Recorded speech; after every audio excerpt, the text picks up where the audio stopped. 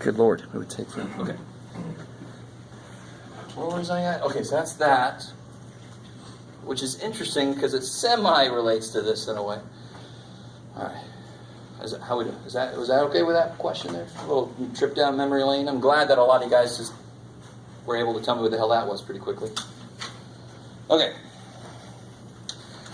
So, getting back into 12.2 and 12.3. We actually stepped into 12.3 a bit, but let me go back to 12.2.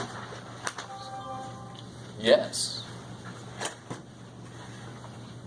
That was the getting back to 12.2 music.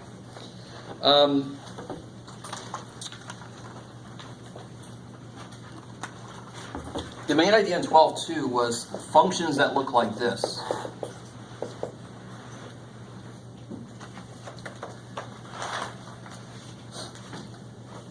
And and we looked at like 2 to the x and we graphed it, so I could do the same thing for 3 to the x and so forth. Nothing major there. So nothing. You make an XY table and go to town. Shouldn't be a big deal. What gets interesting though is there's a certain number. Let me see if you guys can do this. Let's try this out. Let's play around with math, which is not a phrase you hear often enough. When you get to pre-calculus, if I happen to be teaching it, I use that all the time. Because pre-calc is definitely where you got to start getting used to playing with math, which doesn't sound natural. But you just got to. You got to play with it to see what the hell's going on. You guys aren't used to that because there's such rigid procedures, and I want it done this way, and you're not used to it. But when you're not doing something for a grade, just play with this stuff. Now, of course, this is going to be structured play because I know where this is headed. But this gets kind of interesting. All right, let me just write that down. Can you guys see what's happening there? So this is a little function of n, right? A little function of n. It has something to do with a special number here. So a little side note. What the hell is this exactly? Pi. What is it? What is it all about? 3.141596, blah, blah, blah, blah, blah. Right? March 14th, math people go, yay! Because it's 3:14. Okay. At 1:59 on March 14th. Anyway, sorry. Where the hell did it come from? You take any circle, you divide its circumference by its diameter, it always came out to the same number. It freaked the Egyptians out, it freaked the Greeks out, it freaked any civilization that happened to look at that. It freaked them out. That must have come from God. It must have been something. That's God. We can see it in nature, right? So this humongous circle, giant, cut the earth in half. Find the circumference of the earth and divide it by its diameter. It comes out to be the same damn answer as this circle. Circumference divided by diameter. It becomes the same stupid number. Now, on one level, hopefully you see why that's like, well, that makes sense, because the bigger the circle gets, the bigger the diameter gets, and they get bigger at the same rate. So when you divide them, it's going to come up. But that's why they gave it a special symbol, because that was exceptionally freaky to them. So my point with that was, there are several numbers that get their own symbol in mathematics. There must be a reason behind it, and we're about to learn a new one right now that is at least as important as pi. So somebody help me out. Let's see, this is a test. If you have your calculator with you, this is sort of a test of can you use your calculator correctly. Let's all start with, let me just screw the table. Can you do 1 plus, let's let n be 10. You guys with me? So I highly recommend do 1 plus 1/10, enter, and then 2 to the 10th power. All right, so let me get it up here. Make sure we all do this correctly.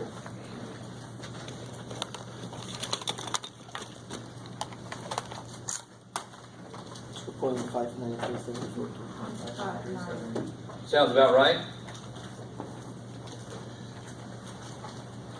All right, for those of you who... So what'd you get? Sorry? 2.59. Blah, blah, blah. So try 100. At some point, I think our calculator is going to freak out. Let's see if it's there.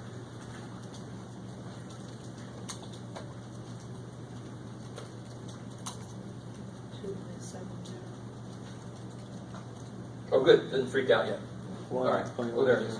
So there's what it looks like for, I could just, you know, if you have a graphic calculator, you just put it all in at once. 1 plus 1 over 100 to the 100th power, 2.7048. What do you think I'm about to do? No way. Sorry. Get out of my head, psychic. What are you doing? Don't be looking at my thoughts. Okay, so 1 plus 1 over 1,000 to the 1,000th. Now, I mean, on one level, I'm sure some of you guys are like, yes, Jeff, you like to play with calculators. I'm accepting of that, Jeff. I'm accepting of your lifestyle choice, playing with calculators. But do you guys see what's, of course, happening to this number as n gets bigger? What's happening? 1/10th, 100th, 1,000th. That number is getting... No, the bottom's bigger, so the whole thing is smaller. Right? Isn't 1,000th much smaller than 1/10th? Mm-hmm. So what's happening to this whole number then? 1 plus something getting very, very small is getting really close to 1. So the inside is getting close to 1. And what's 1 to any power? What's 1 to the 18 millionth power? 1. 1. But does the inside ever equal 1? No. No. So that's the thing. If the inside ever did equal 1, then the answer here must be 1. Do you guys see that? Because 1 to the 1,000th power is 1. But the inside is never 1. It's always a little bit more than 1. And the power is going insane. 100th power. 1,000th freaking power. So, going along with my meter here, 1 plus 1 divided by 10,000 to the 10. Put the right number of zeros in there, Jeff. There we go. Now we're close enough.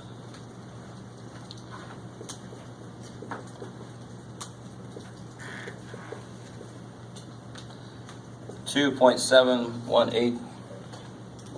Blah, blah, blah, blah. Okay. That's enough of that. So if I keep going, it's going to... Do you see how it really kind of settled down? It was 2.6, 2.7, 2.71, 2.718. It's starting to kind of settle down to a certain specific value. So as n gets really big... Is everybody cool with what I just wrote down? Especially because I read it as I did it. So as n gets big, this thing goes to what we call E. We give it the letter E. Euler gave it the letter E. And believe it or not, it's not because his last name starts with an E. It's not spelled O-I-L-E-R. Right? What's E stand for? It's E-U-L-E-R, the dude that's on my shirt, Euler's Identity. Sorry? What's E stand for again? Doesn't stand for anything.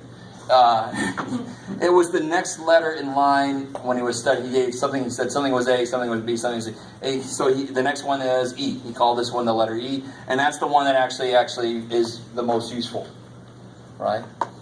Okay, let me let that sink in for a second. So just like we did this shit in history, kept coming up with like 3.14. It's always about the same number. So we gave it the letter pi. Because we're like, holy shit, it's always the same. It's a constant. I'm going to let it be pi instead of writing out an infinite decimal. Same thing here. This, somehow, as I let this number get big, it's coming out to a single number. So we're going to call that E. Okay, I like it. So that's where E comes from. If you go on to take calculus, you'll learn some other places where E comes from. So if you ask me, some more interesting places E comes from, but oh well. This is good enough for now. So what does that mean for us? Well, for us, it's just one more thing that the base could be. So if you look at the calculator, holy crap, poor little calculator.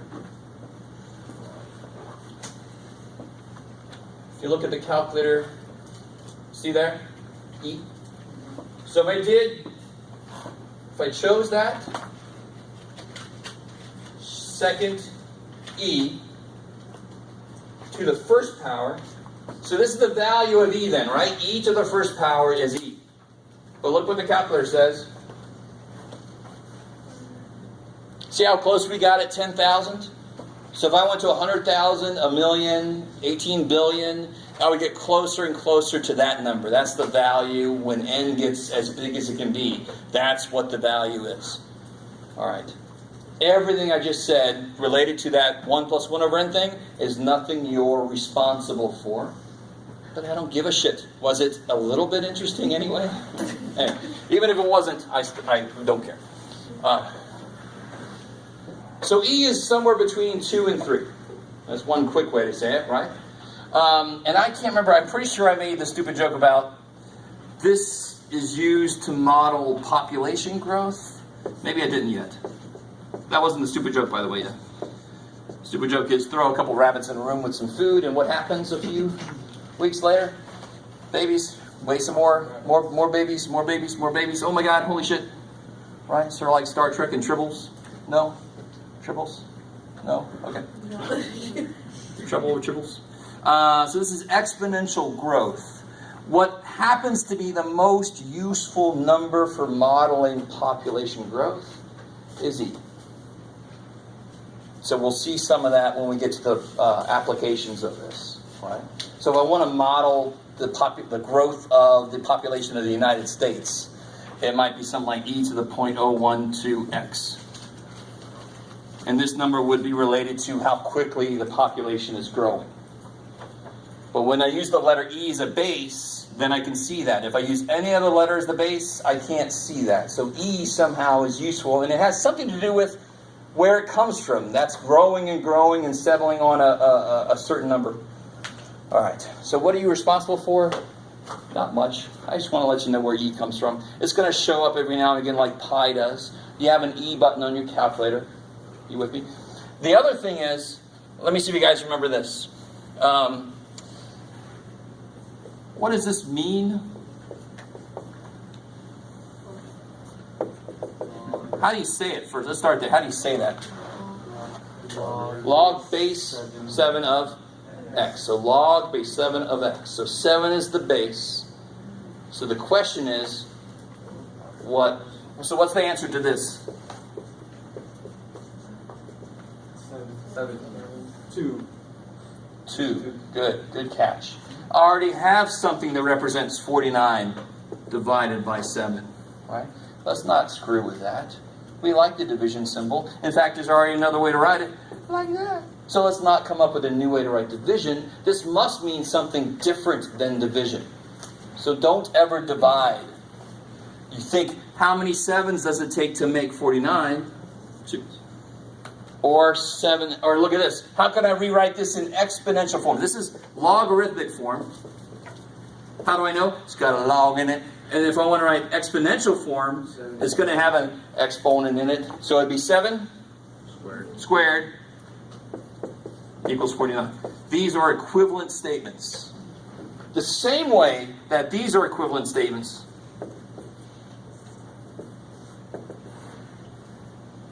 they both represent sort of the same idea. It takes 3 2s to make 8. The cube root of 8 is 2 because of this. Do you guys kind of see what I'm saying?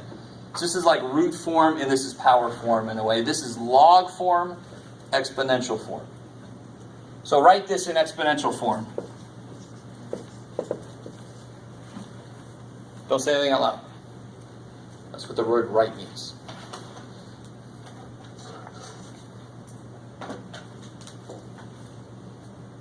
All right, so this is the easier way to go. So who's got that? What would that be in exponential form?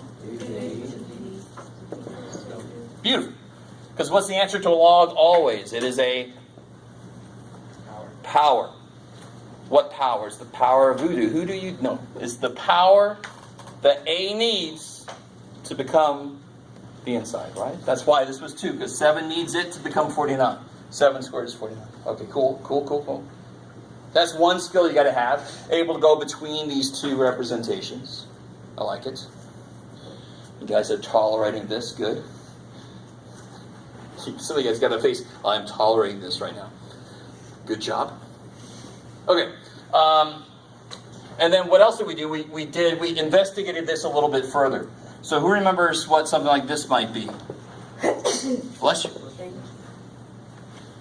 Oh shit. It's got to be related to what we just did somehow. Bless you. So go with that. What do you have to do to 49 to make it become 7? You have to take the... Square root. And that relates to what power? -1/2. No. 1/2.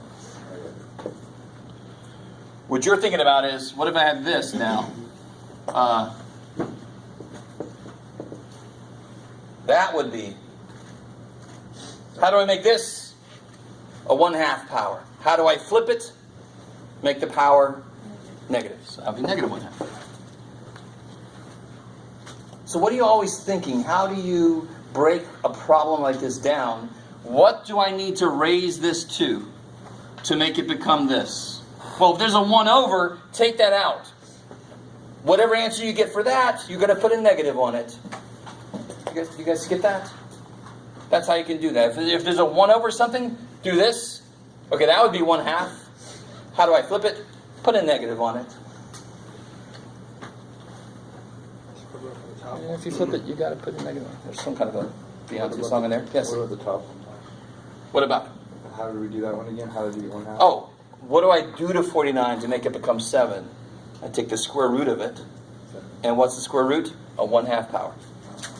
So 1/2 of 49 is 7. 49 to the 1/2 power is 7. Okay, maybe. Okay.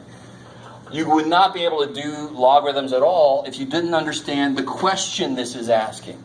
I really want to make a big deal out of that because a lot of the symbols you use already, you already know what the question is, so you don't even think about it. So when you learn a new symbol now, you're all older than you were before, it's harder to incorporate that. But the log is asking you, what power does this need to become this? Okay, cool. I like it. I like it. Let's see. What else was there? I'm trying to. 12:3. Yeah. I think you guys are ready for this. Yeah. Oh, and the last little thing. I didn't bring any calculators with me, so if you don't have one, you're going to want to team up with somebody here in a minute. But is everybody... Oh, there is... That's what I wanted to say. All right. So if I ask you two things real quick. Remember, what does this mean?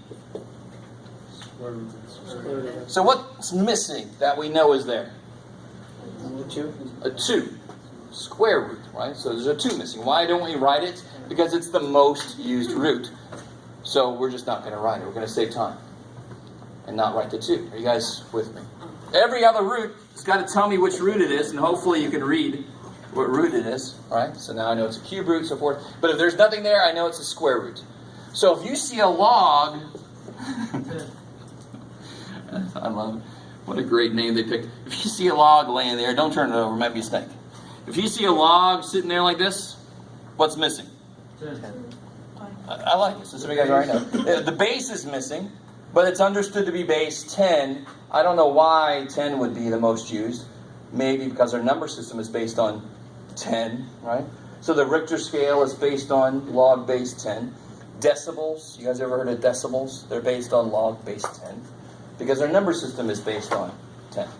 So if you see a log sitting here, it's understood to mean log base 10. That's the only time you'll see me write that, because it kind of hurts me. If I put a 2 there, that's physically painful for me. Right? So that's the only time I'm going to do that. And then, same way, this is the one time I allow myself to do this. What's the opposite? So let me make sure you guys understand. What is this the inverse of? If this is f of x, what is it the inverse of? Oh shit. Where did logs come from? What did we do to even get to them? Yesterday we did it. We developed them before we even knew what we called them. What did we do? I don't remember, Jeff, man. It's 24 hours ago. So we started with this, and then we drew its inverse, and then we gave it a name. Very freaky. So if this was 2 to the x, this was log base 2 of x. So this is log base 10 of x. It must have come from 10 to the x. And do you notice this would mean log base 10? And do you see what's with it? Do you see how they put inverse functions with it? So like the square and the square roots are together. The log and bit 10 to the x. So look here. E to the x ln. So instead of writing log base e, we write ln. That's what ln means. Natural log. And that has to deal with the fact that E is used to model population growth. Things that happen in nature. So we call it natural log. And there's stupid jokes about natural log cabin and bullshit like that, but oh well. You can't stop math people from making stupid freaking jokes. I know all too well, and you know all too well, so I won't. All right. So what I want you to do, I'm going to force you to group up. Find people near you. Find somebody near you that doesn't work in a group. Face them and pretend to be a group. If you don't want to be in a group, do it. You can do it. So maybe 2 or 3 people, or 4 maybe at most. 17 people. No. Everybody's one big group. Not a long time. You're ridiculous. You're really good. All right.